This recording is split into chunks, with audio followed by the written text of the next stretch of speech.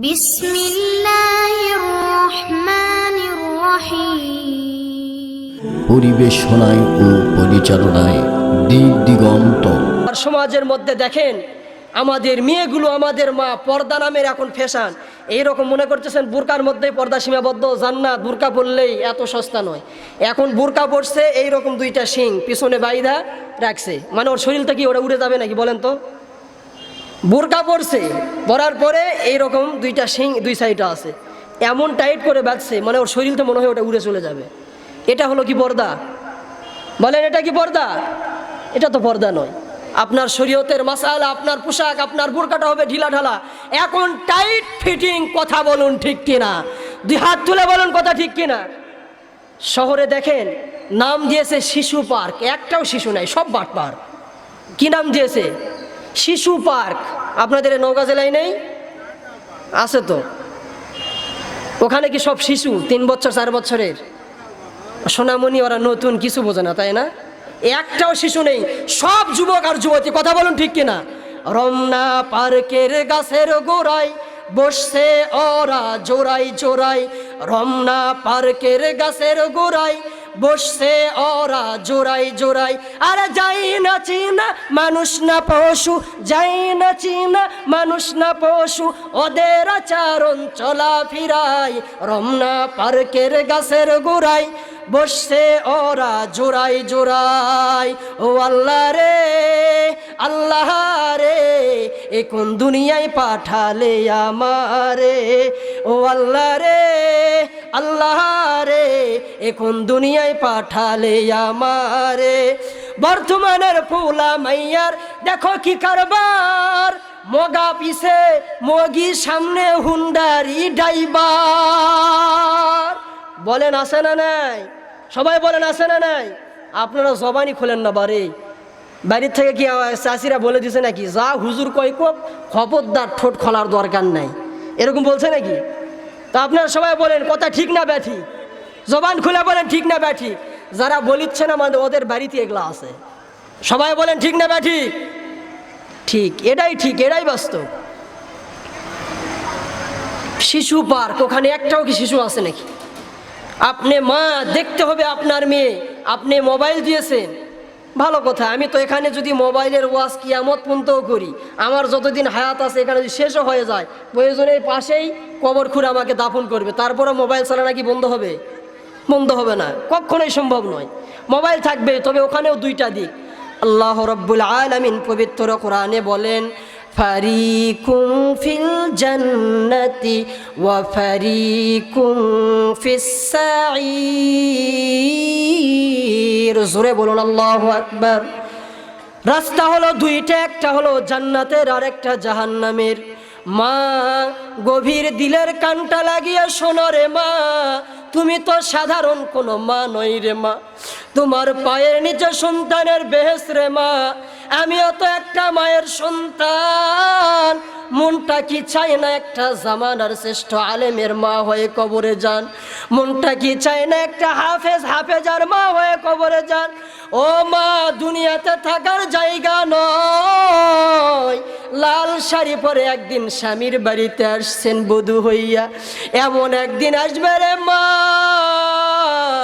ওই রঙিন কাপড়গুলো খুলিয়া খুলিয়া, সাদা 5টা কাপড়ের কাপড় লাগিয়া তোমাকে ওই বাড়ি থেকে বের করবে রে মা। সন্তান বলবে, আম্মু আম্মু, আমাদের রাখিয়া তুমি কোথায় চলে গেলে? যে মেয়েকে আপনি বিয়ে দিলেন ওই মেয়েটা পাগল হয়ে যাবে আর বলবে, মা আমাদেরকে ফাঁকি দিয়া কোথায় চলে গেলা? ও মা, কেন আল্লাহর হুকুম মানবেন না, পর্দা করবেন না, স্বামীর খেদমত করবেন না? মারে পায়ে হাত দিয়ে বলি, আপনার স্বামী যদি আপনার ব্যবহারে, আপনার কথায়, আপনার চলাফেরায় যদি কষ্ট পায়, আপনাকে বুকের তাজা রক্ত দিয়ে লিখে দিতে পারি আপনি জান্নাতে যাইতে পারবেন। নুন জবর। কোনো মেয়ে, কোনো মা, কোনো বোন যদি তার স্বামীকে কষ্ট দেয়, স্বামীর সামনে চোখ রাঙিয়ে কথা বলে, স্বামীর মুখের উপরে কথা বলে, ওই মেয়ে কখনো জান্নাতে যাইতে পারবে না। কিন্তু আপনাকে স্বামী হতে হবে কিসের মতো? বিশ্বনবী মুহাম্মদুর রাসূলুল্লাহ সাল্লাল্লাহু আলাইহি ওয়াসাল্লাম এইরকম আবু বকর ওমর উসমানের মতো চরিত্র হতে হবে। কথা বলুন ঠিক কিনা?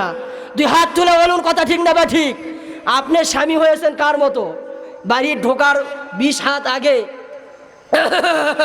মানে এখন স্ত্রী করছে তো পানি তো দিবই না, মরার সময়ও দিব না, মানে এমন স্বামী ওইটা স্ত্রীকে দেখতেই পারে না। কথা বলুন ঠিক কিনা? অথচ নবীজির একটি ঘটনা দেখেন, 2-1 মিনিট।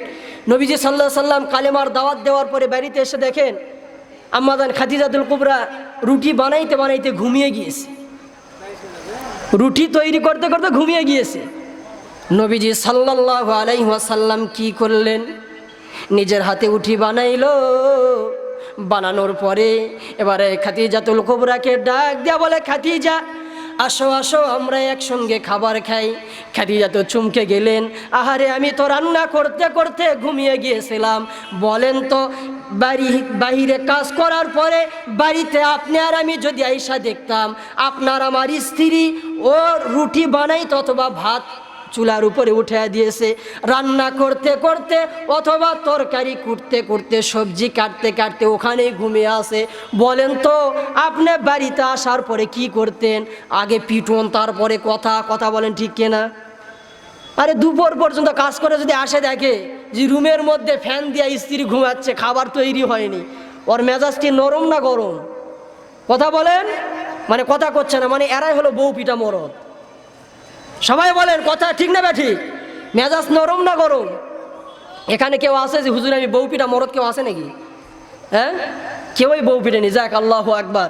পাহাড়পুরের যুবক, পাহাড়পুরের বৃদ্ধ বাবারা খুবই ভালো, আল্লাহ কবুল করুক, সকলে বলি আমিন। তাহলে যারা স্ত্রীকে পিটে এরা কেমন? সারা বাংলাদেশে আছে। মা এবং বোনেরা বলতেছে হুজুর ওই ওখানে বসেও আছে, আর আরেকটা আছে ওই দোকানের মধ্যে সময় দিচ্ছে, ও হলো ওই মরদ। তাহলে আপনার স্ত্রীকে আপনি আঘাত করলেন বিনা কারণে, আপনার স্ত্রীকে আপনি মারলেন, আপনার ঠিকানা কোথায়? জান্নাত পশ্চিম কালেও নয়।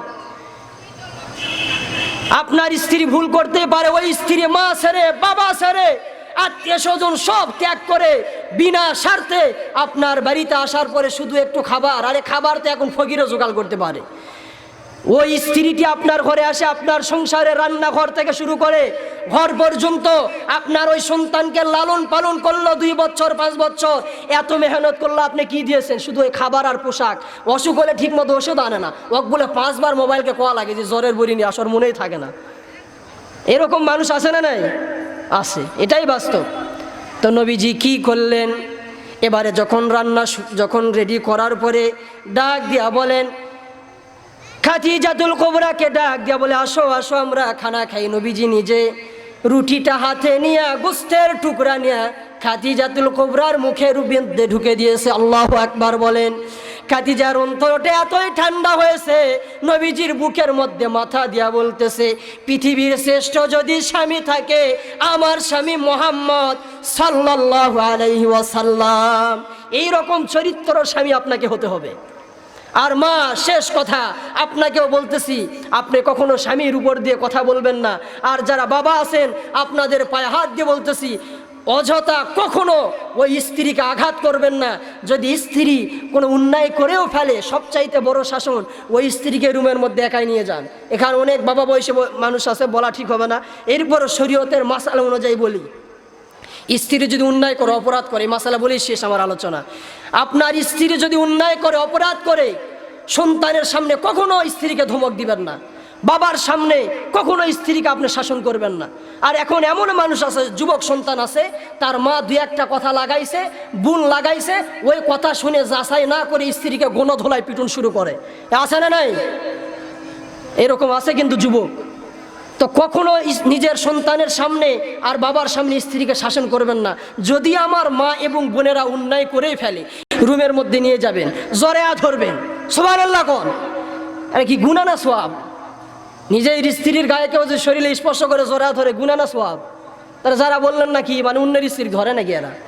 সবাই বলেন সওয়াব না গুনাহ? আরে নেকি, সেকেন্ডে নেকি হবে। তো ধরে বলবেন, অথবা স্ত্রীকে রুমের মধ্যে নিয়ে যায় শরীরের মাথার উপরে হাত বলে দিবেন আর বলবেন, তুমি যে কাজটি করেছো, যে কথাটি বলেছো, আমি রাগ করি নাই, কষ্ট পাই নাই, তবে এটা যদি আমি তোমাকে আল্লাহর জন্য ভালোবাসি, তুমি যদি এইটা না করতে আমি অনেক খুশি হতাম। আল্লাহর কসম, ওই মেয়েটি যদি মানুষের সন্তান হয়ে থাকে, মানুষের মতো মানুষ হয়ে থাকে, আপনার এই শাসন যথেষ্ট। আপনার ওই স্ত্রী, আপনার ওই প্রতিবেশীর মেয়েটি আর কখনো কোনো অন্যায় করবে না, কোনো অপরাধ করবে না। নিজের বেটার বউ দেখতে পান না, আর মেয়ের বাড়ির কিছু হলে আপনি নাটিলে বের হন, এ হলো কি জামাই সাইজ করা লাগবে। অথচ ওই ছেলের বউ যখন আসছে, আপনার শাশুড়ি, আপনার শ্বশুর, ওই অন্যের মেয়ের যখন আপনার ঘরে এসেছে, ওই মেয়েকে আপনার মেয়ের মতো আপন করে নিতে হবে। শাশুড়িগুলি হয়েছে কিরণমালা, ওই যে ডাইনির মতো, কটকটির মতো, আর বউগুলো হয়েছে কিরণমালা, মানে এমন ডাইনি হয়েছে কেউ কারোর সঙ্গে মিশা না। কথা বলেন ঠিক কিনা? এইরকম। তো এই জন্য মা বোনদেরকে অনুরোধ করে বলতেছি, আল্লাহ রব্বুল আলমিনের গোলামি, রসুলের সহি তরিকা, স্বামীর খেদমত করবেন। যারা স্বামী আছেন, আল্লাহ রব্বুল আলমিন আমাদেরকে আল্লাহর হুকুম, রসুলের সহি তরিকার উপরে সর্বপ্রথমে আমাকে, এর উপরে আপনাদের সবাইকে মেনে চলার তৌফিক দান করুক। সকলে বলি আমিন। কেউ যদি কষ্ট পেয়ে থাকেন, আল্লাহর হস্তে মাফ করে দিবেন। আসসালামু আলাইকুম ওয়া রাহমাতুল্লাহি ওয়া বারাকাতুহু।